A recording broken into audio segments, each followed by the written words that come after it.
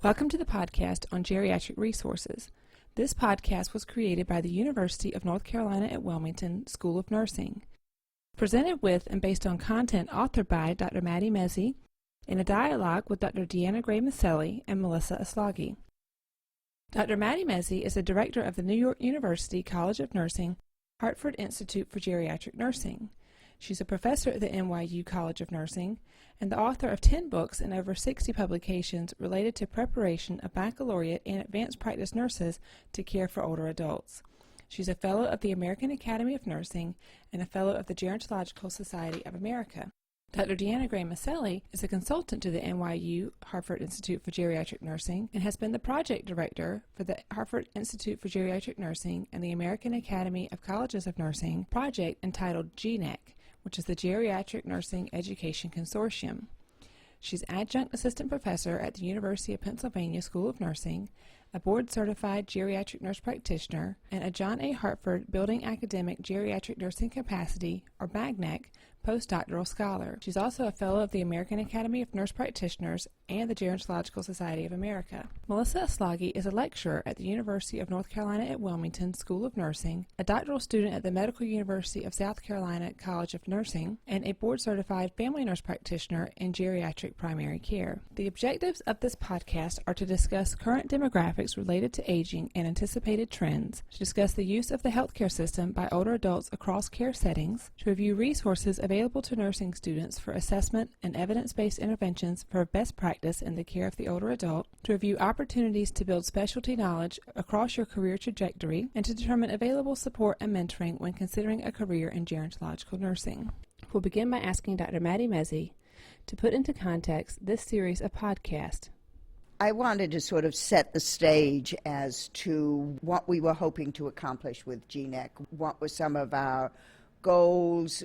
What picture of older people do we want to portray? And as you can see, what we're starting with the notion that most older adults are really very healthy and very active. The first picture here shows three people who are all 80 years of age and older, and sort of emphasizes the notion that people age in a cohort and they age with people who have gone through the same life experiences together with them, and that's very important as people age. The next image is of a series from the National Geographic, which you could download yourselves, which are all people who are centenarians.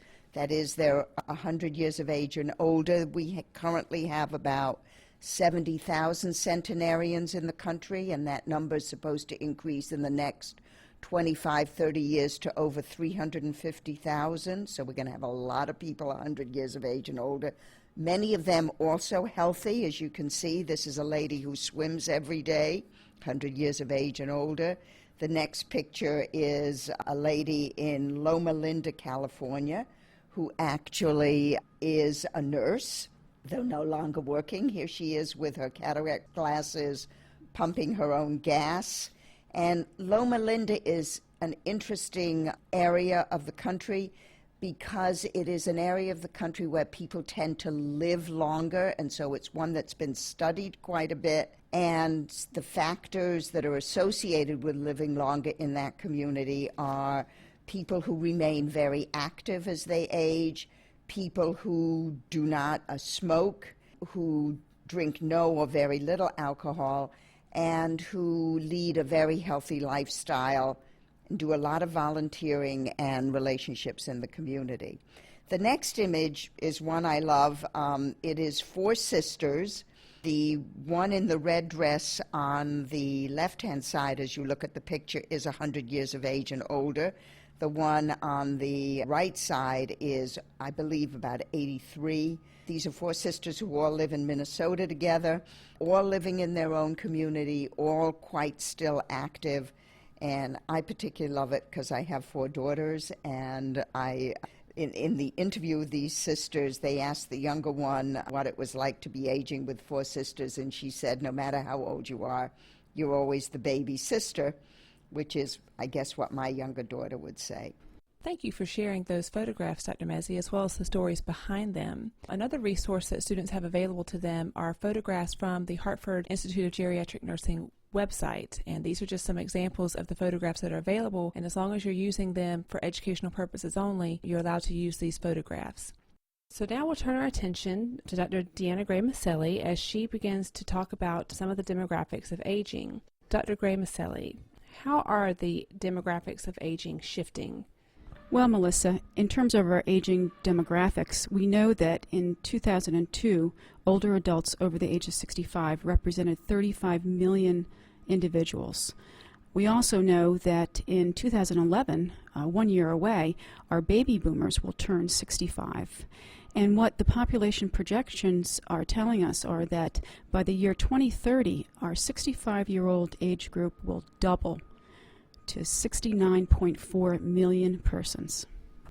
Well, because of the population projections, caring for older adults is and will continue to be the core business of healthcare institutions in this country. As a result of consequences of aging, our aging population with chronic illness, older adults are the predominant users of the healthcare system. If we look at all the persons with cancer, older people represent 63% of those individuals. Similarly, individuals who visit the cardiologist are 60% comprised of older adults. Visiting the urologist, 53% are comprised of older adults. And visiting ophthalmologists are 52% of older adults. If we look at hospitalization, inpatient care, we know that older adults in 2005 comprised 38% of all inpatient hospitalizations and 48% of all days of discharge care. In terms of care across the care continuum, we know that older adults utilize 44% of hospital care, 80% of home care services, and 93% of nursing home residents. We know that older adults are a hospital's core business because older adults make up 52% of non-obstructive hospital days. They do have longer lengths of stay, and there are higher rates of readmission within 30 days. In addition to this, we have the issues of documented functional declines, the higher incidence of geriatric syndromes, and medical errors, which occur more frequently among this age group. So what are some of the adverse health events that an older adult might experience within a hospital care setting? Well, we know that older adults succumb much more easily to many adverse events, including pressure sores, medication errors, delirium, geriatric syndromes, and falls, and physical restraint use. We know that by following these best practice approaches and protocols that we can have shorter lengths of stay in hospitals realized, fewer readmissions, and longer time between discharge and readmission. This results in a higher patient and family satisfaction when the care is provided in the home. So to just summarize for you, we in the healthcare field tend to see and concentrate on the very small percentage of people who are ill when they encounter us as nurses. But we continuously need to keep in mind that the overwhelming majority of people 65 and over, and even the overwhelming majority of people 85 and over, are living independently in the community. So right now we have somewhere between 12 and 13, 14% of people 65 and over. Overall, only 4% of that population is in a nursing home at any one time. And even when you get to the population 85 and over, only between 20 and 25% of that population is in a nursing home at any one time. So even when you get to the very old, most older people living independently in the community, feeling themselves, if you ask them, relatively healthy, even though they have lots of diseases, feeling that they can manage their own lives and be functionally independent, within a range, obviously. For the next series of slides, we'll ask Dr. Mezzi to compare and contrast some of the differences between hospitals where children are the core business and where older adults may be the core business of that hospital. Sometimes it's very useful to look at paradigms that are not your own to help explain your own. So let's look at children as core business for a few minutes. And I think it's really interesting if you think of children's hospitals, and I hope many of you have been in some of them because they're really wonderful, wonderful places for delivering care. What's interesting is about children's hospital is they sort of announce themselves even before you walk in the door. they have somebody's created a look and a message that this is a place that's all about children.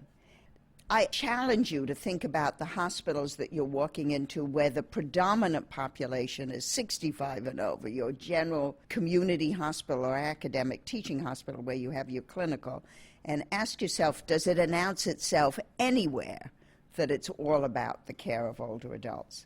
So here I just have some websites from children's hospitals, which really, as you look at them, it's very clear that this is all about the care of children. There are places on these websites where children themselves can go to and have interactive experiences. The pictures are all about children. There are line drawings, the colors, the primary colors.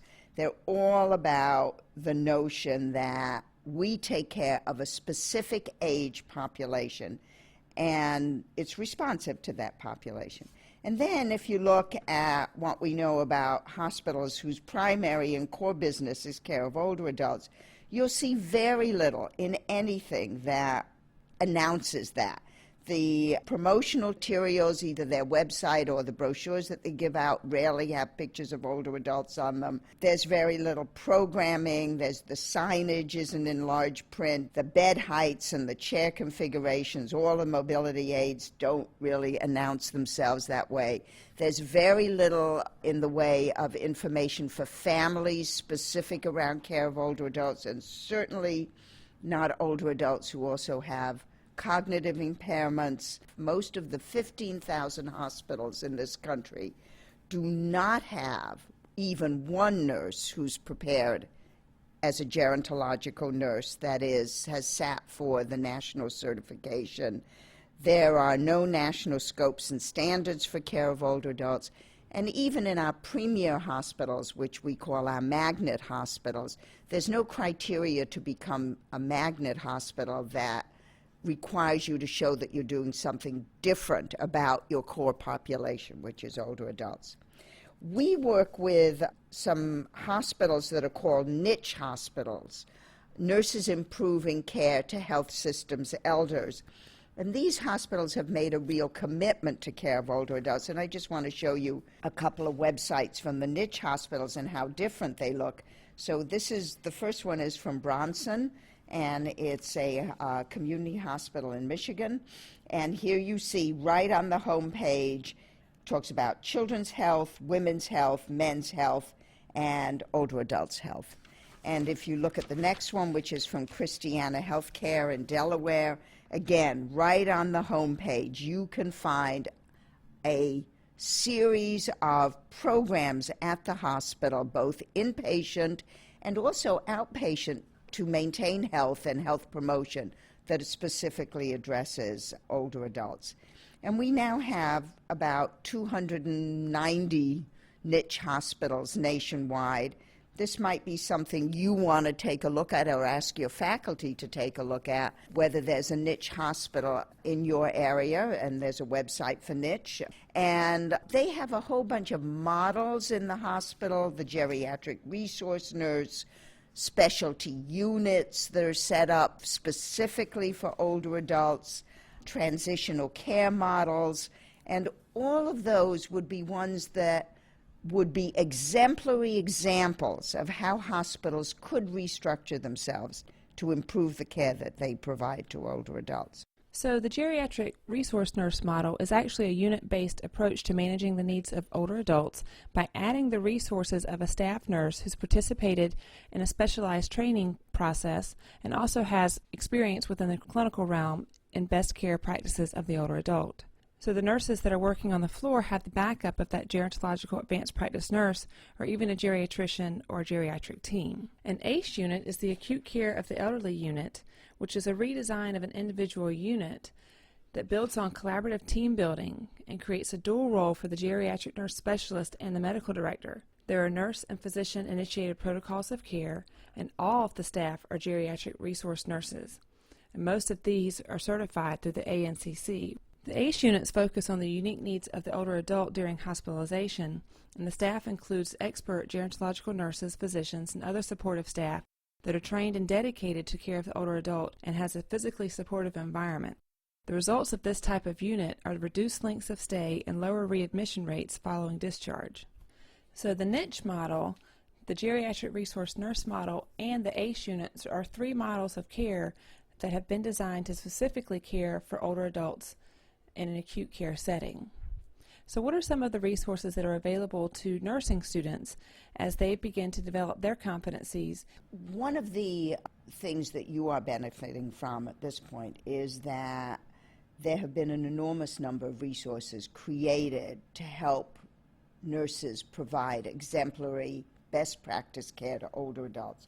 And we have done quite a few of those at the Hartford Institute, and all of them are available on our website, Consult GeriRN. There are obviously lots of other websites coming from Hartford-funded projects and other schools of nursing with equally good materials. There's a lot of materials on websites such as the National Institute on Aging websites about materials for families. All of those are referenced on Consult GeriRN. So Consult GeriRN might be a good one-stop shopping for you to sort of look at materials. But let me quickly go through the ones that I think are most important for you. The first is the assessment series, or Try This, which has a series of assessment instruments that have been validated and used in many places that address a full range. There are probably about 33 or 34 of them on the website now. We keep adding some that will help you assess older adults using standardized best practice instruments. And those instruments now have been modified and created by the American Journal of Nursing Company into videos. So you can not only look at the print Try This, but there's often, for almost all of them, a companion video which actually shows people administering the instrument. So if you're worried about how do you ask about delirium to an older adult, you can go to the delirium video, How to Try This, and you will see an actual, often a nursing student or a real nurse on a real unit with a real patient administering that. And then there's a print series that goes with that also. So there's a lot of materials about assessment. We have on Consult GeriRN clinical practice protocols. All of them are evidence-based. And again, they deal with common geriatric syndromes that we see in older adults. And they've all been updated in 2008 and early 2009. And we hope that you will find them helpful. You can get to them on the website by looking at the actual problems, such as delirium, or you can go into a drop-down menu which shows activities or behaviors of the patient.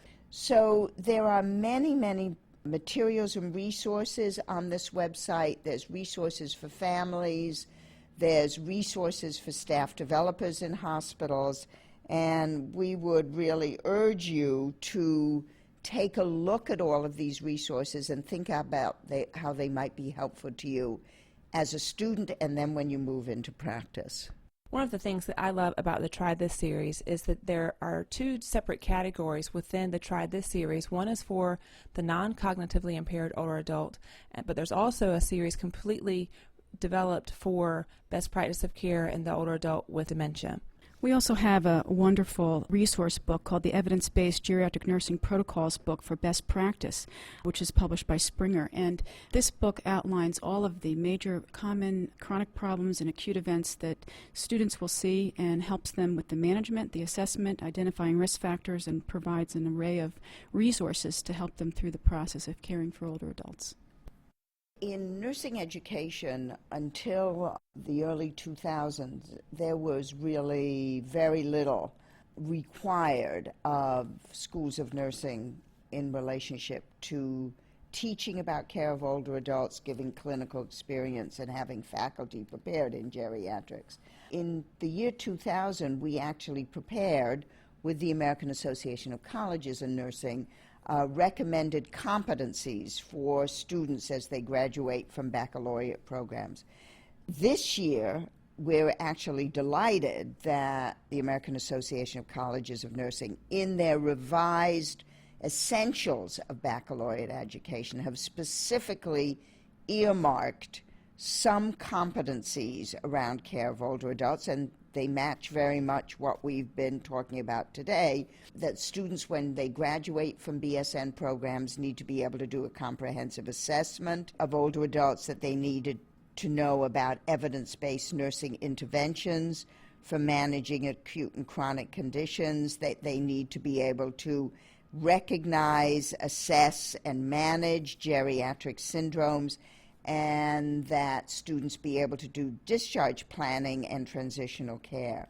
So the curriculum that you're getting in your programs and that your colleagues will be getting in the next few years will very much focus on care of older adults as part of that overall curriculum, still teaching all of the other components that you've been exposed to, so that you'll be well prepared to sit for the licensure exam, which also we know has quite a few questions on it about care of older adults. We have some wonderful opportunities throughout the country through the Hartford Center for Gerontological Nursing Excellence, and these really help students who are concentrating in geriatric nursing to develop scholarship, professional development, get mentored from some wonderful faculty, and to develop a focused approach towards care of the older adult in any area that they choose.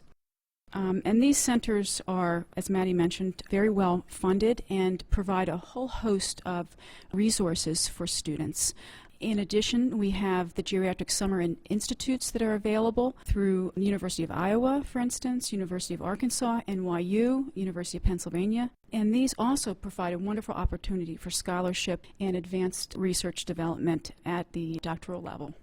Also, as a new student, there are many opportunities for subscription to journals that are focused specifically for geriatric nursing care, and these include Geriatric Nursing, the Journal of Gerontological Nursing, Research in Gerontological Nursing, the Gerontologist, and the Journal of the American Geriatric Society. As well, there's many specialty organizations in geriatric nursing that you can belong to. As a new graduate, focusing your work on care of older adults, you have many opportunities in the practice sphere to solidify your clinical skills by choosing to work in a niche hospital.